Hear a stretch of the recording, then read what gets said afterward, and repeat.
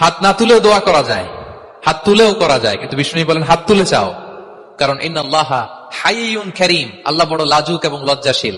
বান্দা যখন হাত তুলে ভিক্ষুকের মতো কিছু চায়, ওই হাত খালি হাতে ফিরিয়ে দিতে আল্লাহ লজ্জা লাগে।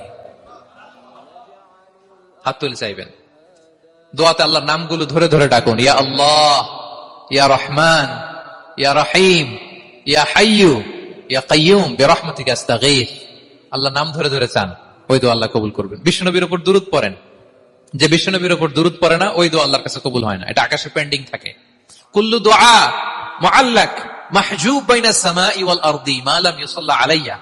বিষ্ণু বলেন সব দোয়া আকাশে পেন্ডিং থাকে যতক্ষণ আমার উপর দুরূদ পড়া না হয়। তা আপনি যে বলেন হুজুর আমার দোয়া কবুল হয় না, কেন হয় না বলছেন এবার? হ্যাঁ, নবীর উপর দুরূদ পড়েন নাই তো। আল্লাহুম্মা সাল্লি ওয়া সাল্লিম ওয়া বারিক আলাইহি, শুরু করবেন বিষ্ণু নবীর উপর দুরূদ দিয়ে, মাঝেও পড়বেন, শেষেও পড়বেন, আগেও পড়বেন, পরেও পড়বেন। আপনার দোয়া কবুল করবে কে?